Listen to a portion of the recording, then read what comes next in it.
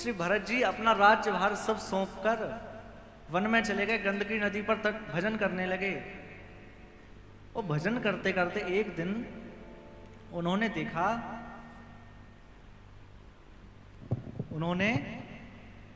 देखा कि एक कोई हिरणी जो गर्भवती है वो इस पार से उस पार छलांग लगा रही है। और जैसे ही छलांग लगाने लगी तो गर्भवती तो थी, इन्होंने सोचा कि ऐसा ना हो कि ये नदी में गिर जाए और ये भी खत्म हो जाए और इसका गर्भ भी समाप्त हो जाए। तो भरत जी कूद पड़े नदी में। वो हिरणी तो गिर गई, नदी में डूब गई, लेकिन जो उसका शावक था, उसका जो संतान थी, उसको ले आए। उस हिरणी को लाकर अपनी कुटिया में रख लिया, उसका उपचार किया और उपचार कर कर उसको अपने पास ही रख लिया। यहां भरत जी का धर्म क्या कहता है? भरत जी को चाहिए था कि जैसे ही उसका स्वास्थ्य ठीक हो जाए उसको जंगलों में छोड़ दें, लेकिन भरत जी ने छोड़ा नहीं, भरत जी ने अपने ही पास रख लिया। अब तो भजन कम होने लगा और उस हिरणी के बालक में प्रेम बढ़ने लगा। उसी के साथ खेलते हैं, उसी के साथ घूमने चले जाते हैं, भजन कम होने लगा। और जब भरत जी का अंतिम समय आया तो उस हिरणी का ही चिंतन कर रहे थे। और मैंने एक दिन और एक बात कही थी, अंते या मति सा गति। अंत में जैसी हमारी मति होती है अगले जन्म में वैसी ही गति मिल जाती है। अंत में हमारा जैसा चिंतन होता है वैसा ही हमें अगला जन्म मिल जाता है। अब भरत जी का जन्म हिरण का था तो अगले जन्म में उनको हिरण का जन्म मिल गया, हिरण का शरीर मिल गया। अब भजन के प्रभाव से उन्हें सब कुछ याद था कि मैं पिछले जन्म में प्रतापी राजा था, खूब भजनानंदी था, खूब भजन करता था।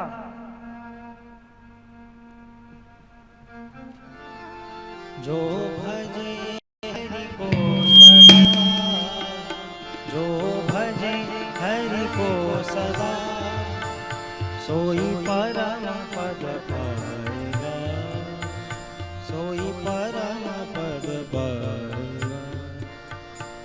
जो भजे हरि को सदा, सोई परम पद पाएगा, सोई परम पद पाएगा, सोई परम पद पाएगा, सोई परम पद पाएगा, सोई परम पद पाएगा, सोई परम पद पाएगा, सोई परम पद पाएगा, सोई परम पद पाएगा।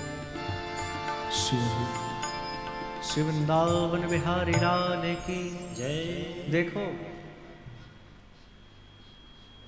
साउंड में इतनी दिक्कत कभी नहीं आती, लेकिन आज भगवान श्री कृष्ण का जन्म होना है ना, तो भगवान श्री कृष्ण तो तभी आएंगे जब उनकी इच्छा होगी। हम चाहें कि जल्दी जल्दी करके पहुंचा दे तो नहीं आएंगे। और हमारे वृंदावन में तो ऐसा कहते हैं, चलती कथा में लाइट चली जाए, साउंड दिक्कत करने लगे, तो समझना चाहिए कि हमारी कथा में भगवान पधार चुके हैं। भगवान यहीं कहीं बैठे होंगे, आगे पीछे कहीं कुर्सियों पे ही भगवान हमारी कथा सुन रहे हैं। आप ये मत सोचो कि क्या हो रहा है, ये सब भगवान की लीला है। श्री वृंदावन बिहारी लाल की जय। अब भरत जी ने हिरण का शरीर धर लिया, पर उन्हें सब याद रहता है कि मैं पिछले जन्म में राजा भरत था, खूब भजन करता था। और एक हिरण में नेह के कारण मेरा भरत शरीर छूटकर ये हिरण का जन्म मिल गया, मुझे सब याद रहता है।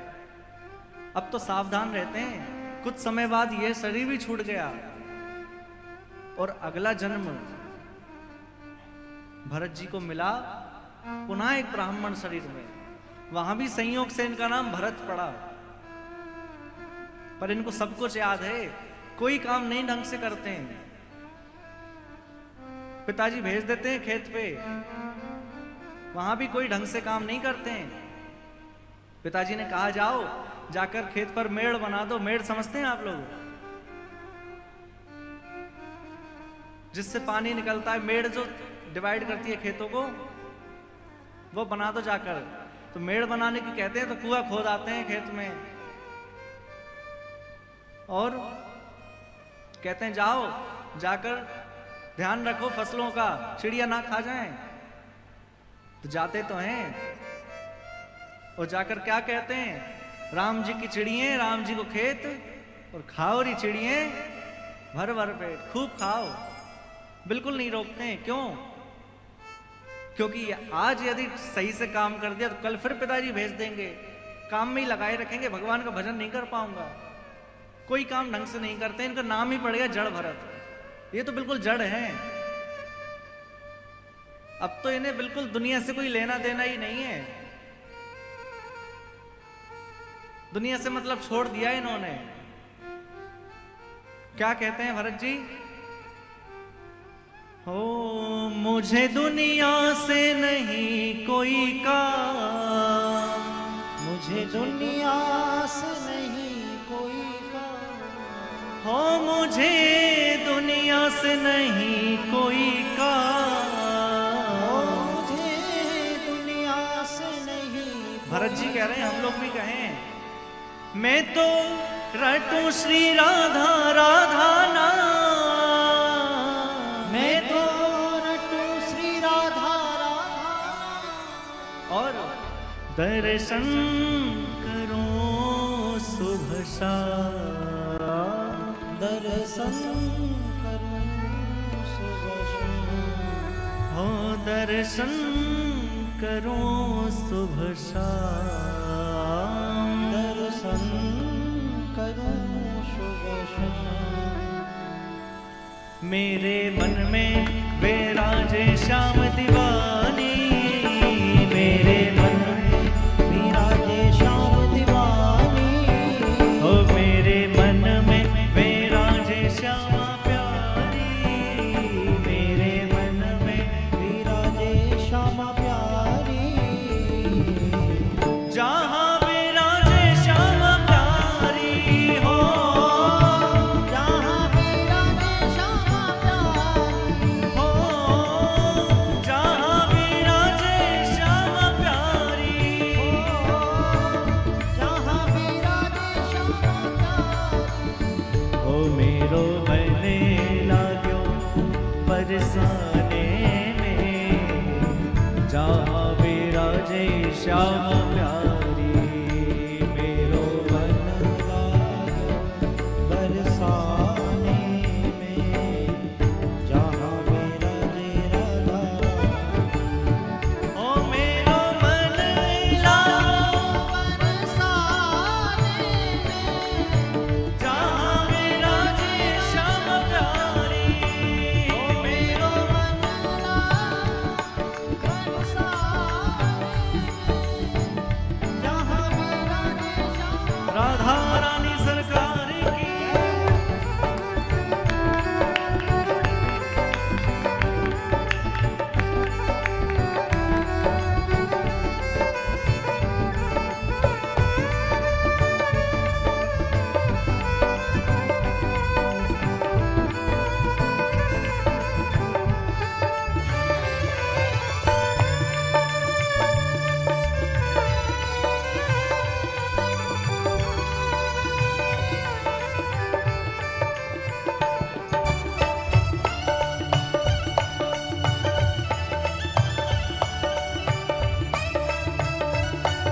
बोलो विश्वानंदनी की जय हो।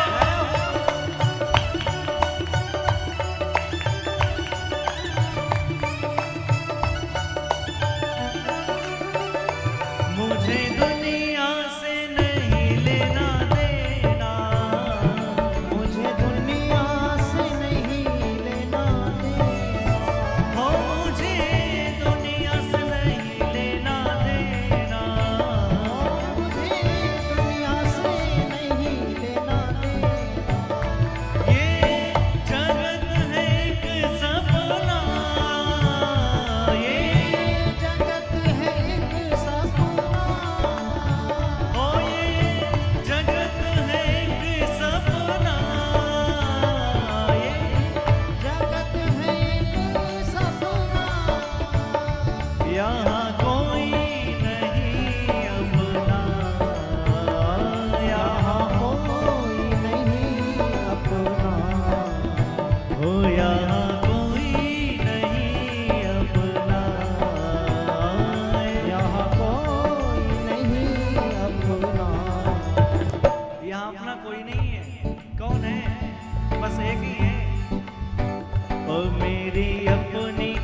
वृषभानु दुलारी मेरी अपनी वृषभानु दुलारी मेरी अपनी श्री श्यामा प्यारी मेरी अपनी श्री श्यामा प्यारी जहाँ विराजे श्याम प्यारी हो जहाँ विराजे श्यामा प्यारी हो मेरो मन लायो बरसाने जहाँ विराजे राधा रानी मेरा मन लायो बरसा जहाँ विराजे राधा रानी जय हो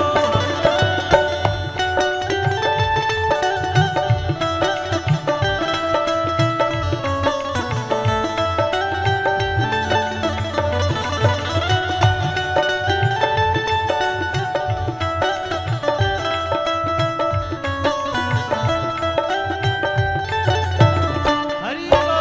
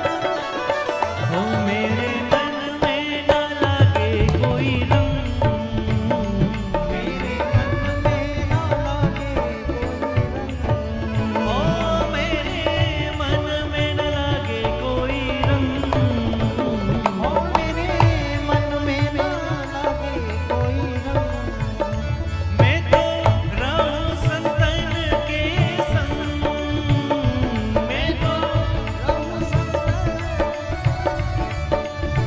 हो मैं तो रहूं संतन के संग मैं तो रहूं संतन के संग मेरे मन में बढ़ता है उमंग मेरे मन में बढ़त है उमंग हो मेरे मन में बढ़ता है उमंग मेरे मन में बढ़त है उमंग बरसाना ब्रज की राजधानी बरसाना ब्रज की राजधानी हो बरसाना ब्रज की राजधानी बरसाना ब्रज की राजधानी जहाँ विराजे श्याम प्यारी हो जहाँ विराजे श्याम प्यारी मेरो मन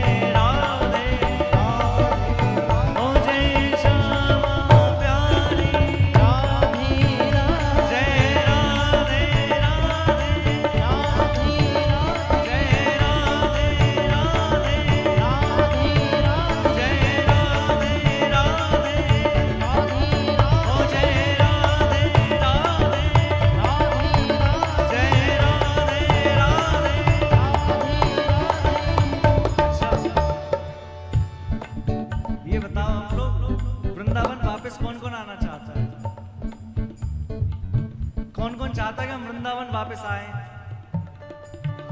कुछ लोग तो चाहते भी नहीं, हाथ ही नहीं उठा रहे। देखो मैंने प्रारंभ में ही कहा था कि किशोर जी की कृपा से वृंदावन मिलता है, और उसमें भी हम ऐसे आलस कर रहे हैं नाम लेने में, झूमने में। देखो दुनिया के सामने नहीं नाचना है ना, तो वृंदावन में नाच लो, फिर दुनिया के सामने नहीं नाचना पड़ेगा।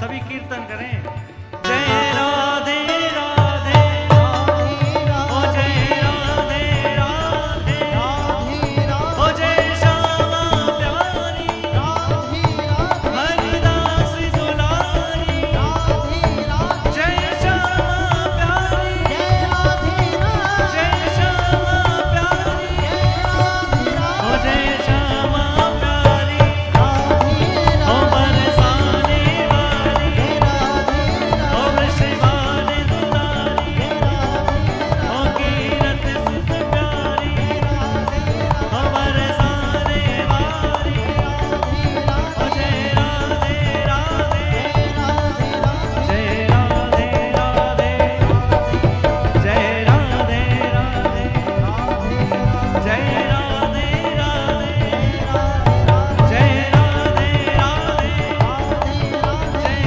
राधे राधे जय जय श्री राम जय जय श्री राम जय जय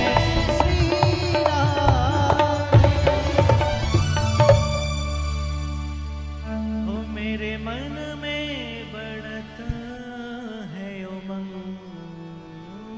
मेरे मन में बढ़त है उमंग।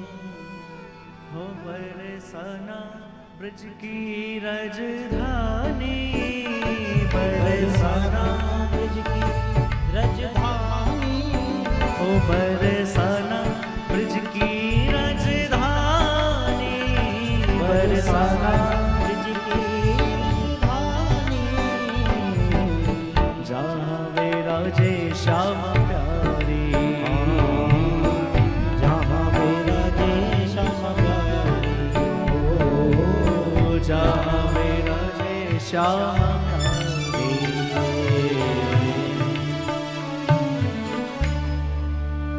भरत जी के मन में यही भाव रहता है, हमें दुनिया से कोई मतलब नहीं है, कोई लेना देना नहीं है, हमें तो भगवान से लेना देना है। नाम ही पड़ गया जड़ भरत। पिताजी के जाने के बाद भैया भाभी ने इनको घर से निकाल दिया। अब तो ये कहीं जा रहे थे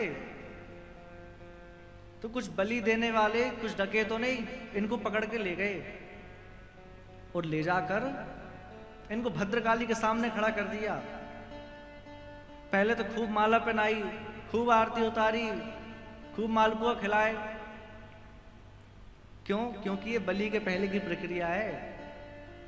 खूब माला पहनाई, अब तलवार लेकर आ गए सामने, खड़ग लेकर। जड़ भरत जी पूछ रहे हैं ये क्या है? तो डकैत कह रहे हैं कि देखो महाराज जी, वो मालपुआ और माला फ्री के नहीं थे, अब आपकी बलि देंगे। और जैसे ही बलि देने के लिए खड़ग उठाई तो भद्रकाली मैया सामने है। भद्रकाली मैया में मूर्ति में से सामने प्रकट हो गई और हाथ में से छुड़ा ली और उसी तलवार से उन सब डकैतों के सिर काट दिए। भरत जी की रक्षा कर ली। आगे चल के इन्हीं भरत जी ने रहुगण राजा को बड़ा सुंदर उपदेश दिया है। हम कथा में सुनते हैं हर बार, बड़ा सुंदर उपदेश दिया है। शरीर क्या है, आत्मा क्या है, मन क्या है, भवाटवी का वर्णन किया है। इसके बाद श्री सुखदेव जी कह रहे हैं पृथ्वी से 99,000 योजन नीचे 28 प्रकार के नरक हैं। नरकों का वर्णन कौन कौन सुनना चाहता है? कोई नहीं सुनना चाहता। देखो सब समझदार हैं। हम लोगों को तो जाना है गोकुल नगरिया, और जिस गांव जाना नहीं हो वहां का पता ही क्यों पूछना। बड़ा सुंदर नरकों का वर्णन बतलाया है, और नरकों का वर्णन सुनकर तो महाराज परीक्षित कांप गए। और एक बात और बतला दूं आपको, नोट करने लायक बात है, नरक जाने वाले व्यक्ति के लक्षण क्या है। अगर आप चाहते हैं कि नरक नहीं जाना, तो लक्षण सुन लीजिए कि नरक कौन कौन जाता है। अत्यंत कोप कटुकांच वाणी, पहली बात, जो अत्यंत क्रोध करता है। पहले दिन भी मैंने कहा था, जो अत्यंत क्रोध करता है उसके लिए नरक के दरवाजे सदा सर्वदा खुले हैं, डायरेक्ट एंट्री है बिना किसी रुकावट के। जो अत्यंत कोप करता है, बात बात पे गुस्सा करता है। दूसरा, जो कड़वा बोलता है, कठोर बोलता है। अब आप लोग सब अपने अपना अंदर देख लेना कि हमारे अंदर कौन सी बुराई है, फिर समझ जाना कि हमें नरक जाना पड़ेगा। पहला, जो अत्यंत क्रोध करता है। दूसरा, जो कड़वा अथवा कठोर बोलता है, जिसकी वाणी कठोर है। तीसरा, जो असंतोषी है, कितना भी मिल जाए कभी संतोष नहीं होता, असंतोषी जो है। चौथा, जो अपने सगे संबंधियों से बैर रखता है, वो भी नरक जाता है। पांचवा, जो नीच व्यक्तियों का संग करता है, जो माता पिता की सेवा से जो दूर है, ऐसे व्यक्तियों का संग करता है, वो भी नरक जाता है। और जो अपने माता पिता से विमुख है, जो अपनी गुरु से विमुख है, ऐसे व्यक्ति नरक जाते हैं। ये 6 लक्षण बतलाए हैं यहाँ। जिन व्यक्तियों में ये 6 लक्षण है वो नरक जाते हैं। वो नरक नहीं जाना है, बचना है, अनेक साधन है, कितने सारे साधन हैं, लेकिन उन सभी साधनों में सबसे श्रेष्ठ साधन यदि कोई है तो वह है भगवान नाम। भगवान का नाम, भगवान का नाम ही एक केवल ऐसा सहारा है जिसको श्रवण करके, जिसको लेकर हम नरक नहीं जाएंगे। पहले दिन मैंने कहा था कि बहुत सारे लोग अभी भी अपने मस्तक को सूना रखें, अपने मस्तक पे तिलक नहीं लगाए हैं। कहा था, भैया ये बताओ, आपको तिलक लगाने में लज्जा क्यों आती है? कोई शर्म आती है तिलक लगाने में? अरे हमें चोरी करने में शर्म नहीं आती। आपके लिए नहीं बोल रहे हैं, हम सबके लिए बोल रहे हैं, जो यूट्यूब पे भी सुन रहे हैं, जो बाहर भी सुन रहे हैं, सबके लिए। हमें चोरी करने में, गलत काम करने में शर्म नहीं आती, लोगों को भला बुरा कहने में शर्म नहीं आती, हमें चोटी रखने में शर्म आती है, हमें माला हाथ में रखने में शर्म आती है, हमें तिलक लगाने में शर्म आती है। लेकिन यही चिन्ह ऐसे हैं जो अंकित करते हैं कि हम भगवान के हैं। अब आप ऐसे समझिए, कोई पतिव्रता स्त्री है, अब वो कहे कि हाँ हम आपकी पत्नी तो हैं लेकिन हम मंगलसूत्र नहीं पहनेंगे, तो क्या ये सही है? कोई कहे कि हाँ हम पत्नी तो हैं लेकिन मांग नहीं भरेंगे। देखो, 2 उदाहरण देता हूं मैं। एक होता है पालतू कुत्ता, एक होता है फालतू कुत्ता। तो जो पालतू होता है ना, उसके गले में पट्टा डाला होता है, उसी से समझ जाते हैं कि किसी ना किसी का है। ये पालतू है, ये फालतू नहीं है।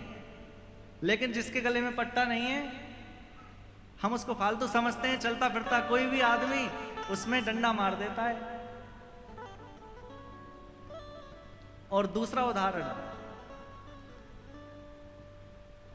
जैसे माताएं बहनें होती हैं, गले में मंगलसूत्र पहनी होती हैं, मांग में सिंदूर है, आदि आदि सब सौभाग्य के चिन्ह हैं, तो देखकर व्यक्ति समझ जाता है कि किसी ना किसी की हो गई हैं,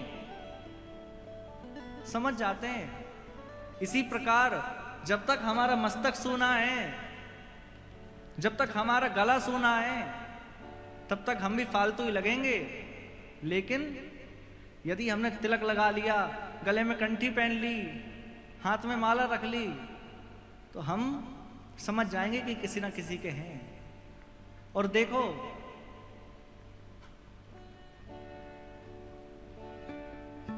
एक बात कहूं मैं, अभी हमने कहा ना नरक नहीं जाना, तो नरक नहीं जाना ना, तो आप भगवान के बन जाओ, भगवान के पालतू बन जाओ।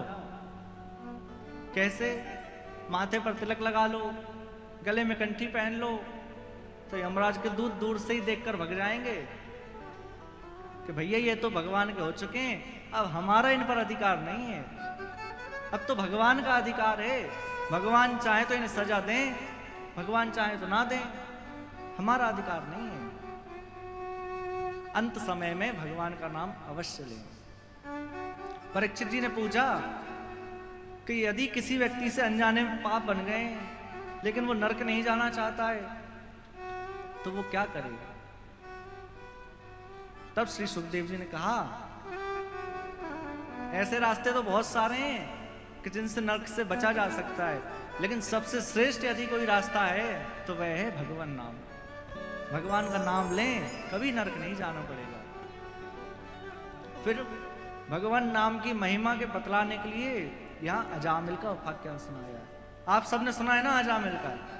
अंत समय में भगवान का नाम ले लिया, यमदूत आए, आकर पकड़कर खींच के ले जाने लगे। और जैसे ही यमदूत को देखा, अपने सबसे छोटे पुत्र नारायण को बुलाया। सबसे छोटा पुत्र तो दूर खेल रहा था, उसने तो सुना नहीं, लेकिन भगवान के पार्षद ने सुन लिया, भगवान ने सुन लिया। भगवान ने कहा, जाओ, ये हमें पुकार रहा है। पार्षदों ने कहा, भगवान हमें लगता है आज आपसे गलती हो गई, आपको नहीं बुला रहा, अपने पुत्र को बुला रहा है। भगवान ने कहा, अच्छा, हमसे ज्यादा समझदार हो गए हैं आप लोग। ये बताओ, इसके पुत्र का नाम पहले पड़ा या हमारा नाम पहले पड़ा?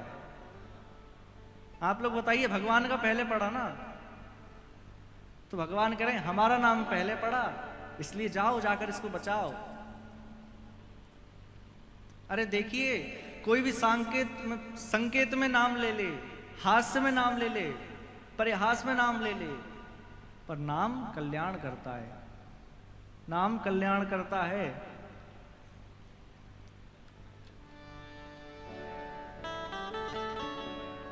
भगवान का नाम सदा सर्वदा कल्याणकारी है। ऐसे समझिए, बिजली के तार हैं, बड़े ध्यान से सुनना आप लोग, बिजली के तार हैं, इनमें करंट फ्लो हो रहा है। इनको जानकर पकड़ोगे तो भी करंट लगेगा, अनजाने में पकड़ोगे तब भी करंट लगेगा। ऐसा तो नहीं कि अनजाने में पकड़ो तो ना लगे। जलती हुई आग है, जाने में छुओ तो भी हाथ जलेगा, और अनजाने में छुओ तो क्या नहीं जलेगा? जलेगा तो फिर भी। इसलिए भगवान का नाम जानकर लो, अनजाने में लो, हास्य में लो, किसी को पुकारने में लो। भगवान का नाम सदा कल्याणकारी है। कुछ लोगों की आदत होती है, किसी को भी बुलाते हैं तो भगवान के नाम लेके बुलाते हैं। अरे राम जी इधर सुनो, अरे राम जी थोड़ा ये काम कर दो, भगवान का नाम लेते हैं। तो चाहे किसी को पुकारने में नाम लें, नाम हमेशा कल्याणकारी है। अंत समय में नाम आ जाए, जिसने जीवन भर नाम नहीं लिया ना, उसका अंत समय में भी नहीं आएगा जीव पर नाम।